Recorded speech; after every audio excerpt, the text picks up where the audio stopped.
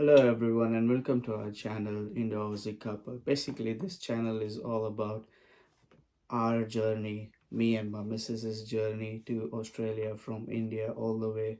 We used to work in Mumbai, she used to work in Gujarat, and we are sharing our own experience, and we'll be sharing about how we made it from India to Australia.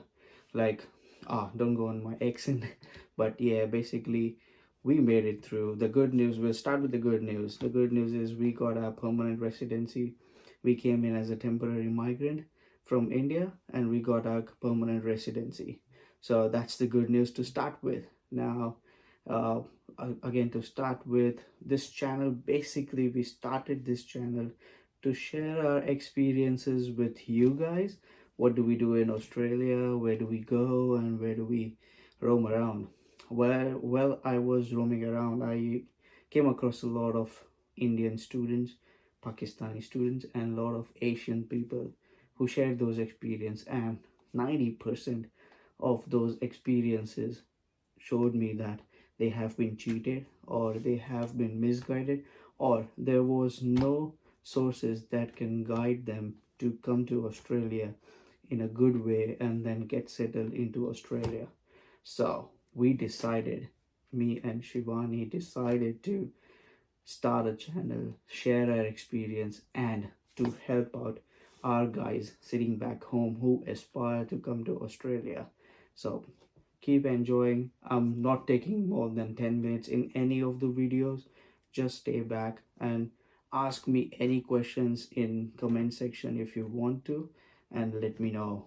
All right, so to start with, all right, let's start with what basically a migration used to mean uh, before.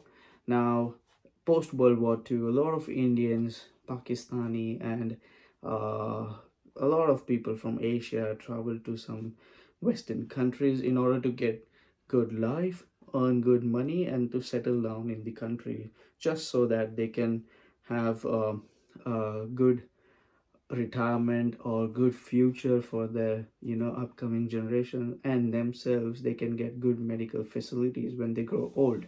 So that's how the whole migration rate started, and people started migrating easily to the other countries. This created migration to Western countries. All right, now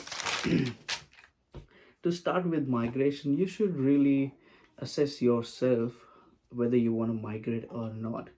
When I was talking to a lot of people in India as well as over here in Australia, larger chunk of people were traveling from people who were falling into the following groups, like educated people do migration, poor people do migration, business or business persons sons and daughters, like their children, migrate to these countries.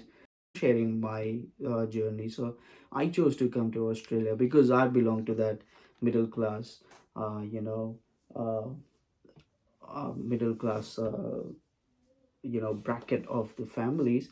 And I chose to come to Australia because I was very much dedicated that I want to get settled down in Australia or Canada, or wherever I get a permanent residency. That's why I kept US out of my league, because US is someone who, you can get a permanent residency or a green card in United States, but it takes a lot of time, and I don't have so much patience on myself.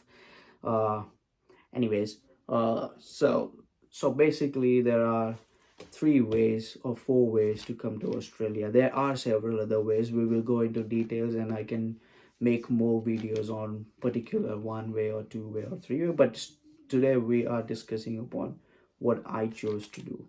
All right, so basically, people who wants to come on a student visa to Australia, it's very helpful. This video is very helpful to them. All right, so there are majorly three ways or four ways. So the first way is come come on student visa, settle down in Australia, study on one of the elite colleges over here, and yeah, that's the way. Second way is employment. So a lot of IT engineers and computer engineers, they work in Accentures or Cognizant or big companies in India like Deloitte, and basically company hires them, and then they put them onshore, which they call as a term to go to, uh, where the project is, and they come over here and then they get settled down in. So that's the second way. And third way is the direct entry, which is the best way to come to Australia. So in today's scenario, will not suggest somebody to come on a student visa because it's gone very expensive, and the current government of Australia is restricting students to come to Australia, especially from parts from India. In recent news, we got to know that some universities from Australia has banned students from Maharashtra, Gujarat, Haryana, Punjab, and Kerala.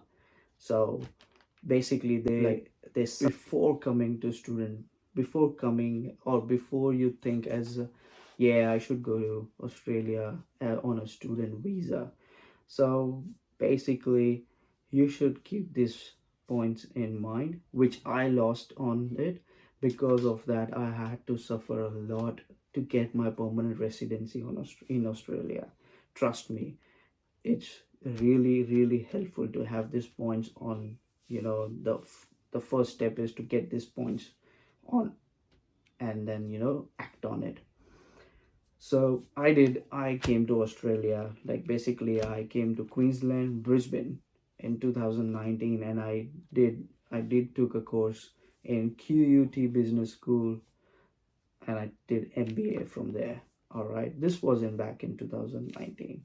So uh, we will discuss on how to choose course. You're and thinking someday, like, I should explore student visa to Australia. Make these points as your bullet points and then write it down, or just you can comment, or you can ask any suggestions from me. I can help you out.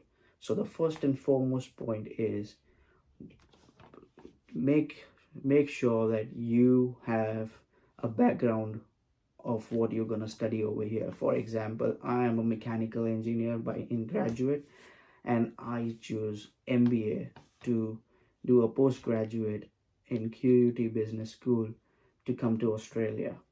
Now, the reason behind I'm saying this point is because I chose MBA in my postgrads over here, I didn't got a job because I had a graduate in mechanical engineering thing. And the second thing is when you apply for your permanent residency, you have to give a explanation that why you chose MBA over engineering, which is quite simple. You can say nothing to stress, but quite simple. You have to say that I wanted to access both the things and stuffs. All right, but this has a repercussion on later stages as well, because MBA doesn't hold a chance in permanent residency in Australia. It's the slightest and 10% chance for people coming on a management student visa and getting a permanent residency later on that particular. All right, the second point is whether you're sitting in any city in India, get a good advisor or a consultant. Don't go to any fellow consultant sitting out there who is having none experience of sending people outside, or don't go to a person who's so much commercial that he sends like thousands of students to different countries.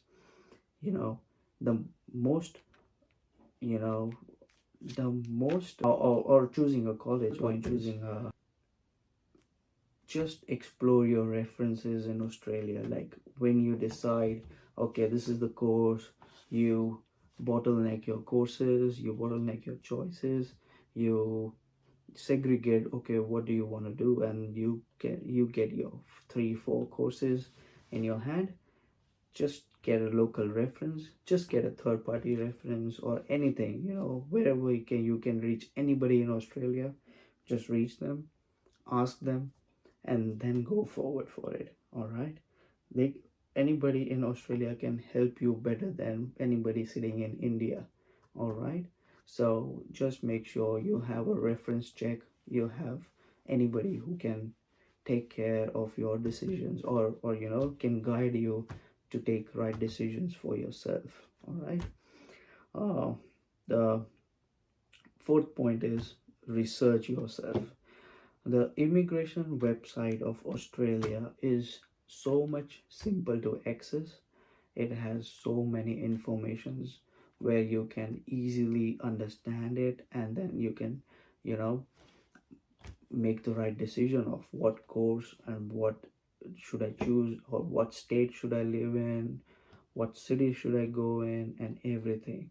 Even though they also share the skilled occupation list or critical skilled occupation list for permanent residency, so that people can look into it. And this skill occupation list is on the basis of skill shortage which are in Australia. So if they have a skill shortage, they will include um, that skill into that list, and you can do a course, or you can do a degree, or you can do postgrad on that particular uh, on skill, or on that skill. And then obviously if you do that, you will get a job, and once you get a job, you will get easily through your permanent residency pathway. All right, so go to the immigration website. I'll give you the link into the description section. Go to that. It's easy to access and it's easy to read. Just go to that. That's the best consultant you can get. Sixth point, the next point is uh, what region you choose to come. Like, for example, if you choose a college which is in Melbourne or Sydney, uh, it doesn't have any advantages in permanent residency. But if you choose a college which is in regional area, which is close to Melbourne or Sydney, then you get a 5 point extra advantage in your permanent residency filing. So choosing a region is very important. On the second part is the lifestyle expenses in Melbourne and Sydney is much higher than the surrounding suburbs. Like, for example, if you stay in Shepparton, which is near to Melbourne, or if you stay in Griffith, which is near Sydney, so cost of living goes down, basically rental goes down, and your day-to-day savings, or your day-to-day expenditures go down as compared to Melbourne. So make sure you make the right choice. Some people are like, they want to get easy jobs, like easy retail jobs, like working in McDonald's or Hungry Jacks or Pizza Hut or anywhere. So or in else Uber Eats as well, which is easy money. You can stay in Melbourne or Sydney. This is where you get easily, hired by uh, any of these businesses over here. So make your choice. But I would prefer somebody who's coming in as a student visa uh, should go to rural or regional Australia. Point is, choose an area where you get easily, your day to day, or your casual jobs. It is very important for people to come to Australia, study, and as well as earn. I'm talking about middle class people. I'm not talking about or I'm talking about people who come on, uh, who, like educational fees, uh, like that. I'm not talking about rich brats. Obviously, if you are rich, you don't have to earn money. But if you aspire to earn money as well as study in Australia, then choose the area, choose the city very carefully, because in city near CBD or in main city you'll get heaps of jobs where you don't want to have, yeah, like you can have Uber Eats, you can do Uber, you can do DoorDash. It's very similar to Zomato what we have in India. So, and you get easy remunerations from Uber Eats, and make sure I give you the most valuable content in the least crisp time, because I understand it gets a little bit boring of gyan and stuff, but I want to really help out people, basically, especially Indian people, and people coming from Asia or anywhere. So if I could really help one person from any of you guys, it would be really, really helpful. Thank you so much.